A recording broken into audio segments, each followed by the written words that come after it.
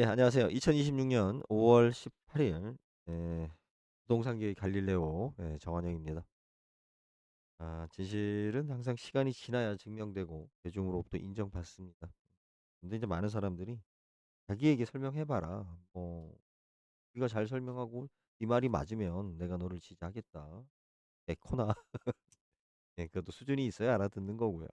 대부분 사람들은 그 정도 듣고 알아듣는다, 자기 생각을 바꾼다, 거의 불가능합니다. 자기가 믿고 있었던 어떤 대세적인 거, 자기가 알고 있었던 가치관에서 살다가 뭔가가 이제 그 충격이 왔을 때, 이게 뭐 '내가 좀 당한 것 같다. 세상이 이렇지 않은 것 같다.'라는 강한 충격이 왔을 때 다른 사람들의 이야기를 듣게 되는 거죠. 생각도 바꾸게 되는 거고. 자, 부동산 이야기니까 좀 제가 지금 오늘 마이크가 좀 높은 것 같은데 제가 의자가 내려앉았어요. 네. 저도 인제 지금 은퇴를 선언하고 있는데 제가 지금 앉아 있는 의자하고 책상은 경매를 시작하는 전에 구매했던 겁니다. 지금 5년 다 돼 가네요. 의자도 인제 거의 다 망가진 상황인데 이게 좀 나은 걸 사 가지고 아직까지 버티고. 자, 오늘 부동산 이야기니까 뭐 가장 기본적인 이야기 언급하도록 하겠습니다. 지금 인제 우리 다주택자들에 대한 양도세 중과에 대한 이야기가 나오고 강화 이야기 대통령께서 엄포를 놓으셨죠. 그러면서 뭐 "집값을 확실히 잡을 것이다."라고 했지만 안 잡힙니다, 집값은. 그 이유는 뭐냐면 저도 이제 어렸을 때는 철없을 때는 '집값을 잡을 수 있다.'라고 생각을 했고 서울 집값이 거품이라고만 단순하게 생각을 했습니다. 하지만 그 거품 자체도 이유가 있으니까 생기는 거죠. 집값이라는 거 자체. 그리고 집값이 잡히는 가장 중요한 명제, 중요한 거는 딱 하나예요. 국가가 일본처럼 후진국으로 뒤로 가면 돼요. 성장률이 마이너스가 되고 사회적인 분위기가 다운되고 정권이 갑자기 뭐 국제 정부라든지 민주주의 어떤 이런 시장 경제 자체가 파괴가 되고 국민 소득이 줄어들고 그러면 집값은 떨어집니다. 여러분들이 뭐 이렇게 강력한 어떤 정책 따위 필요 없어요. 국가가 망하면 제일 잘 떨어집니다. 근데 인제 대통령께서 잘한다고 하는데 정책을 잘한다고 하는데 국민들이 지지하면서 이 잘하고 있다고 하는데 코스피 연중 뭐 최고치 계속 경신하고 있는데 집값 안 떨어집니다. 삼성전자, 하이닉스 그 많은 직원들이 적지 않은 연봉을 받고 그 연봉 가지고 뭐 하겠어요? 주식만 투자할까요? 결국은 아내들이 여자분들이 가만히 있지 않아요. 집부터 사게 합니다. 엄마가 가만히 두질 않아요. 부터 청약하게 합니다. 그리고 중요한 건 뭐냐면 거기 직원은 한 명이죠. 하지만 뭐 처제가 집을 산다든지 남동생이 뭐 집을 산다든지 뭐 이런 상황이 되면 그분들이 또 예 대여를 해 주죠. 지원을 해 주기 때문에 그 인제 파급 효과는 더 커지죠. 그리고 삼성전자 앞에서 하이닉스 전자 앞에서 또 거기를 상대로 또 먹고 사시는 많은 분들이 당연히 또 수입이 늘 테고 그럼 또 그분들은 또 당연히 집을 살 테고 집을 사면 또 젊으면 젊을수록 서울로 오려고 할 테고 능력이 되면 될수록 누가 뭐라고 해도 강남 집을 사려고 할 테고요. 안타깝게도 계속 오릅니다. 대한민국이 잘 되는 이상 계속 오릅니다. 그것은 정확한 명제고요. 계속 민주당은 수십 년 동안 자기들이 뭐 "정의를 위해서 잡겠다."라는 개소리들을 하고 있죠.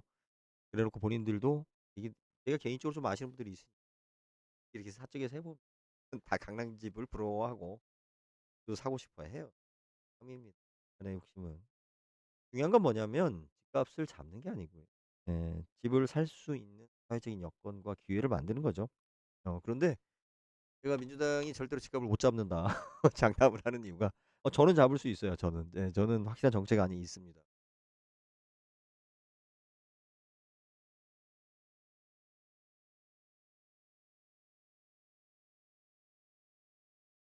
집값 잡겠다고 이야기들 하고 이야기들 하고 있는데 기사는 계속 올라가고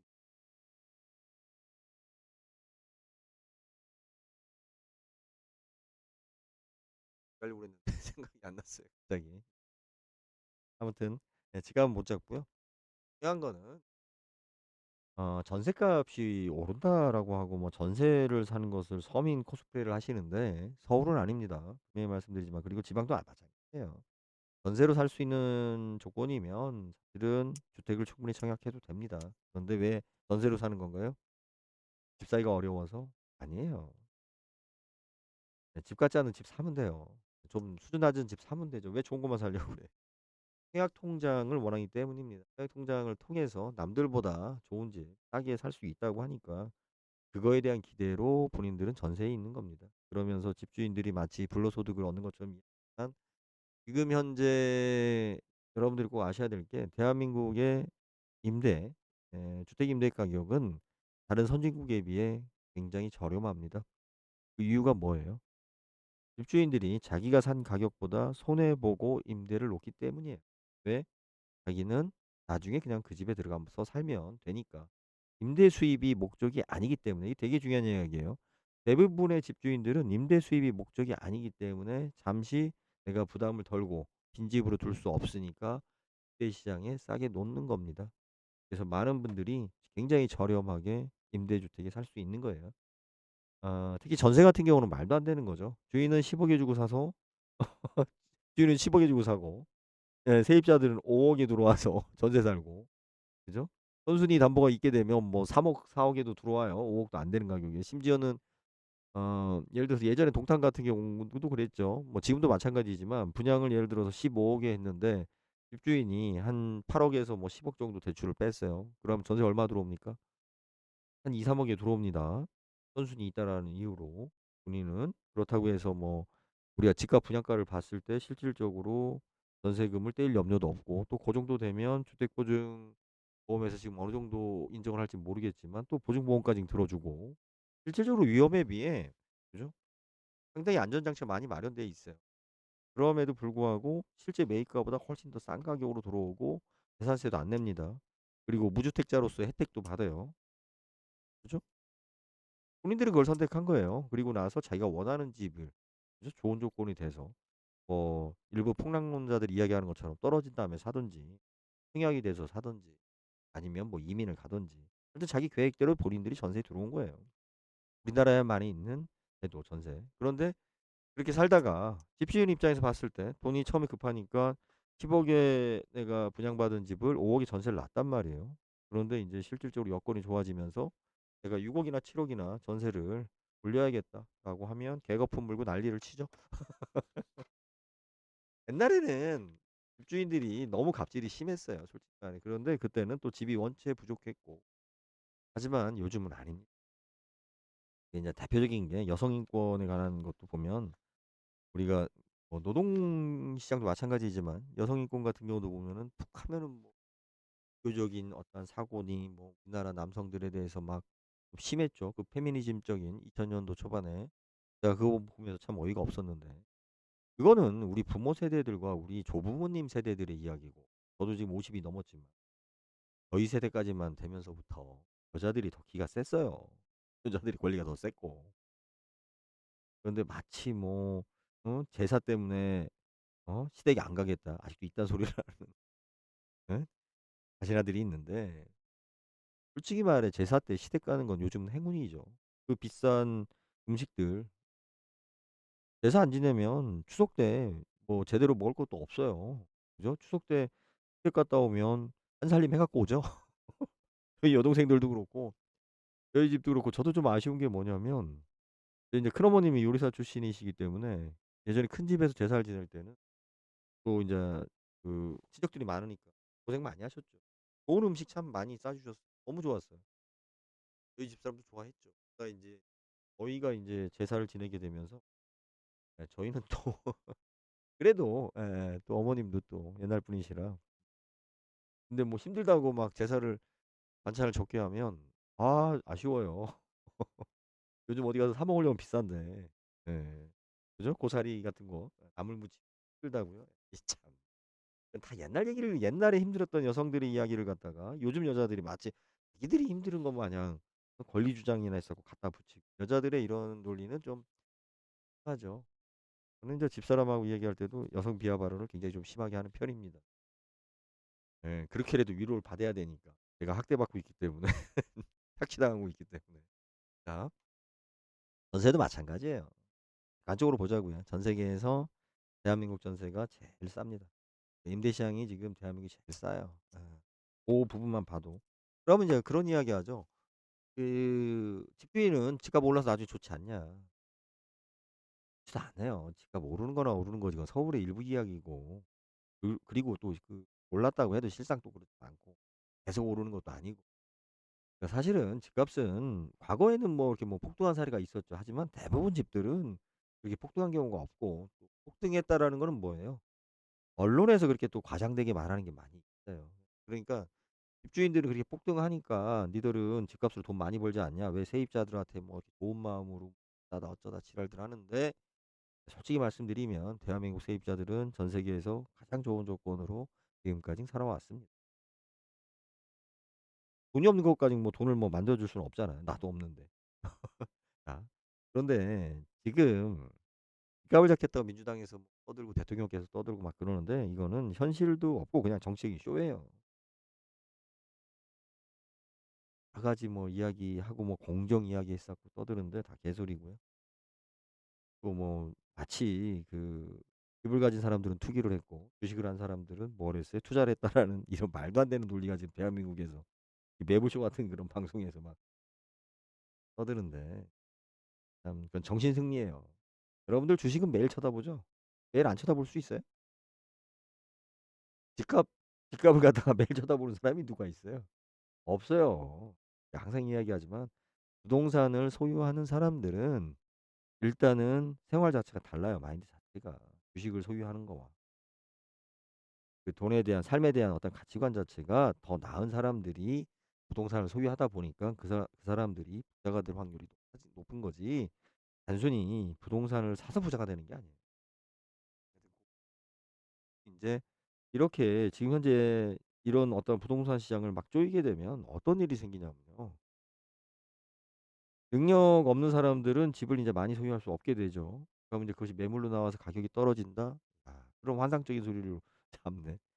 네, 할 얘기가 많은데 일단 다 생략하고요. 결국은 이렇게 제도가 힘들어지고 개인들이 집을 보유하는 거 자체가 이렇게 부담스러워지면 무슨 문제가 생겨요? 나중에 그걸 부담할 수 있는 사람만 그러니까 현금 능력자들만 집을 소유하게 되죠. 그럼 그런 사람들은 철저하게 임대 수익을 시장에 요구하죠. 내가 뭐 굳이 뭐 흙 파서 장사해요? 하잖아요. 내가 현금에 뭐 무슨 뭐 급하게 팔 일도 없고 내가 손해 보고 임대 놓을 이유 그러면 가격은 더 올라갑니다. 시장들이 장사가 안 되니까 뭐 값을 여러분들 싸게 팔던가요? 아니죠. 시장이 장사가 안 되면 망할 집들 망하고 나면 잘 되는 집은 더 받죠. 더 올려받는 겁니다. 네, 집값을 이렇게 강제적으로 조정하게 되면 임대 시장의 가격은 더 올라갑니다. 네? 이 시장에 살아남은 사람들만 임대 사업을 하기 때문에 그런 사람들이 여러분들의 기대처럼 싸게 임대해 볼 이유가 없죠. 자, 저번에 제가 언뜻 듣다 보니까 최경영 씨가 매불쇼에 나와 가지고 자동차세를 언급하더라고요. 무슨 얘기냐면 자동차세 그러니까 예를 들어서 똑같은 몇 억짜리 집을 갖고 있으면서 자동차세보다 돈을 적게 낸다. 집 소유자가. 이런 허위 정보를 이야기했어요. 여러분들이 일단은 이 논리가 언제부터 떠들었던 거냐면 90 년대부터 진보 진영에서 민주당 쪽에서 특히 이 자동차세하고 집값하고 많이 비교하면서 선동을 했죠. 왜 강남 부자들은 그런 비싼 집을 가지고 있으면서 자동차세보다 세금을 더 적게 내느냐. 그런 식으로. 자동차 집은 우리가 취득할 때는 뭐 자동차도 마찬가지지만 세금을 내지만 자동차세와 집은 전혀 다른 문제예요. 그죠? 그렇잖아요. 그럼 휘발유 같은 경우는 우리나라 같은 경우 거의 세금이 뭐 2 배로 부과가 되는데 예 경유도 그렇고. 그런데 실질적으로 원래 휘발유가 경유보다 훨씬 싼 이름이죠. 아마 우리가 휘발유가 비싸다라고 생각했었던 이유가 휘발유는 승용차가 많으니까 돈 많은 놈들이 많이 타니까 세금을 더 부과해야 된다. 이런 논리로 그동안에 지금까지도 어떻게 보면 휘발유에다 세금을 더 부과한 건데 자동차와 집은 세금 성격 자체가 완전히 다른 거예요. 그걸 비교한 게 일단 잘못 또 하나는 뭐냐면 이게 이제 진보 진영의 특징인데 소위 말해 그 8-90 년대 80 년 90 년대에 어떤 그 대학생들 사이에서 만들어진 그 어떤 논리들이 본인들이 성인이 돼서도 계속 그 논리 가지고 소위 말해 어떤 그 시장 질서를 비판하는 데 써먹는 거죠. 그래서 제가 항상 강조하지만 부동산 이야기할 때 일본하고 비교하는 모질이들 진짜 많습니다. 거의 99% 예요. 진짜 그 수준 떨어지는 소리입니다. 우리나라 부동산과 일본 부동산은 단순히 다른 게 아니고 대한민국은 성장하는 시장이고요. 일본은 계속 성장이 후진했죠. 값은 제가 서두에 말했잖아요. 무조건 국가에 대한 가치가 부동산 가격을 결정하는 겁니다. 국가에 대한 가치입니다. 이재명 대통령 본인이 국가의 가치 국위를 선양하고 있는데 그 값을 올리는 당사자가 누구예요? 이재명이라고. 알겠어요? 그런데 집값을 잡겠다고? 그 말을 믿어 이 모신이들아. 씨. 예? 국가의 가치가 국토의 가치가 되는 거고 그 국토의 가치가 땅값이 되는 거고 그 땅에 대한 효율성이 결국 그 위에 지어지는 값의 가치가 되는 거죠. 똑같은 재료로 사용했다고 해서 예? 똑같은 건축비인데 왜 한국만 비싸냐? 한국이 살기 좋아서 그래. 이 모질이들아 이제까지 그걸 몰랐단 말이야. 자 그런 거 얘기하는 거. 그러니까 그리고 자동차세하고 비교하는 툭하면 그런 이야기 많이 해요. 그럴 때 여러분들이 좀 기억해야 될 게 뭐냐면 여러분들 자동차세는 이거 왜 대형차들이 많아요. 제가 대학교 다닐 때만 해도 그 자동차세 때문에 그죠? 네, 세금 때문에 우리 cc 큰 거 뽑지를 못했어요. 근데 이제 물론 뭐 요즘 1500cc가 옛날에 3000cc보다 출력이 더 좋긴 하지만 신차를 못 뽑았던 이유가 단순히 차가 문제가 아니에요. 세금이 어마무시했습니다. 근데 이것이 계속 세금이 내려갔죠, 지금. 그래서 지금은 3000cc 차를 뽑아도 세금이 얼마 안 돼요. 계속 내려갔기 때문에 이게 지금 제가 보면 그죠? 8만 원이에요. 그죠? 91년대 기준으로 하면 현재 시가로 400 현재 가치로 454만 원이에요. 월급 대비 비교로 하면. 한 달 월급이 그랜저를 타는 이유만으로 한 달 월급이 날아가는데 여러분들 가면 그게 세금으로 날아가는데 내가 그 차를 뽑겠어요? 근데 지금은 다 그랜저 타죠? 제네시스 타죠? 저는 화물차 타고 있지만 78만 원이에요. 알바하는 사람들도 낼 수 있는 금액이에요. 많이 내려갔다고요. 좀 기억 좀 해 보세요. 예전에 자동차 2대 있으면 사치한다고 지랄한다고 차 2대 있다고 중과세 때렸어요. 집 없는 사람들 왜 땅도 좁은데 차를 2대씩 가지고 있냐고. 개지랄들 떨었죠? 예. 지금은 한 집에 차 2대만 있어요? 시골 같은 경우는 한 사람당 한 대예요. 심지어는 한 사람이 용도별로 2대, 3대를 끌고 다녀요. 서울이야 주차장 때문에 그런 거고. 왜 그렇게 된 거예요? 그냥 국민들 선동이에요. 인제 집도 마찬가지예요. 지금 뭐 집값 오른다고 뭐 위화감이다 뭐 계급 간에 뭐 무슨 소득 분배의 불균형 막 이런 소리 하죠. 조금만 지나 봐. 인제 매년 지금 몇만 명씩 죽어 나가는데 인구가 줄고 있는데 집 쏟아지겠죠. 예 건설 회사들 그래도 꿋꿋하게 또 임대주택이랍시고 여러분들 임대주택을 늘리는 이유가 임대주택에 사는 국민들을 늘리기 위해서 하는 거 아니에요. 제발 좀 속지 마세요. 임대주택은 언제 늘려요? 건설 경기가 안 좋아서 건설 회사들이 아파트를 못 지을 때 정부에다가 로비하는 거라고 임대주택지라고. 예? 그래 그러면 어차피 자기네들이 또 가서 공사할 거니까. 아시겠어요? 네. 아니 그 뻔한 걸 정부에서 예를 들어서 그죠? 지금 건설 경기가 좋아. 사람들이 막 돈을 많이 벌어서 새 집을 막 무조건 짓기만 하면 막 팔려. 임대주택 진다고요? 안 진다고. 제도를 막 바꿔가면서 인제 그딴 소리 한다니까. 무슨 소리예요? 막 청약 제도를 막 좋게 해 주고 막 박근혜 때 그랬잖아요. 중복해서 청약하게끔 하고 또 뭘 했어요? 막 이자 낮춰 주고 막 그러면서 예? 새집 사게 막 만들죠. 건설 회사들이 그게 더 많이 남으니까. 그런데 지금은 어떤 상황이에요? 공급 과잉 상태라서 집을 지으면 안 돼. 집을 져도 망해. 그러니까 얘네들이 지금 어디다 로비하는 거예요 지금. 정부에다가. 명분은 좋잖아. "야 씨 서민을 위한다잖아. 임대주택 짓자." 임대주택 누가 져요? 얘네 GS건설. 예? 현대건설 얘네들이 진다고. 얘네들이 져서 납품한다고 다. 예? 지금 서울시에서 봐봐요. 그 재건축을 하는데 "우리가 용적률을 상향시켜 줄 테니까 임대주택을 무조건 강제로 넣어라." 옛날에 막 이거 가지고 지랄했죠. "왜 우리가 임대주택을 여기다 넣냐." 지금은 그 임대주택이 안 들어오면 그 조합에서 건축할 채산성이 안 맞는다고. 자, 오늘 여기까지 하겠습니다. 그러니까 여러분들이 들으실 때 일본 부동산하고 비교하는 모질이들하고 툭하면 자동차세하고 비교하는데 지금 자동차세 많이 떨어졌어요. 얼마나 많이 떨어졌는데 옛날에 비해. 그리고 자동차세하고 어? 해가고 그 최경영 씨가 그 마치 뭐 무슨 굉장히 막 그게 예? 지식을 어떤 정보를 갖다가 제시하는 듯하면서도 말씀하시던데 전혀 다른 거예요. 자동차세하고 집세 그 우리 주택에 대한 보유세하고는 성격 자체가 다르고 의미 자체가 달라요. 어? 그런데 또 더군다나 뭐냐면 본인이 지금 그런 이야기를 최경영 씨가 한 이야기는 언제 때 기억인 거냐면 90년대 기억이에요. 90년대 저희 학교 다닐 때 그 운동권에서 맨날 그 어떤 사회적인 갈등을 조장하기 위해서 이 서울에 아파트 있는 새끼들은 이렇게 잘 사는데 야 자동차 한 대만 있어도 세금 이만큼 내 서울에 있는 아파트들은 세금도 안 낸다 야. 이런 식으로 학생들의 그 감정들을 일으키기 위해서 만들어낸 논리라고. 예? 우리 사회가 이렇게 격차가 심해졌다. 어? 이게 불평등의 사회다. 어? 불평등과 불공정은 다른 거죠. 그죠? 불평등을 이유로 왜 세상을 불공정하게 만들어요? 왜 가난한 사람들이 더 살기 편하게? 이게 공정한 사회인가요? 그렇잖아. 불평등과 불공정은 다른 문제잖아. 예? 여러분들은 불평등을 해줘야 돼요? 아니면 불공정을 해줘야 돼요? 자, 이재명 대통령이 집값을 올리는 주범이에요. 뭘 어디서 본인이 그 집값 올려놓고 딴소리 하고 있어. 그래놓고 사기꾼들을 잡는다. 본인이 못하면 집값 떨어진다니까. 뭘 그렇게 힘들게 생각을 해. 윤석열 봐. 예?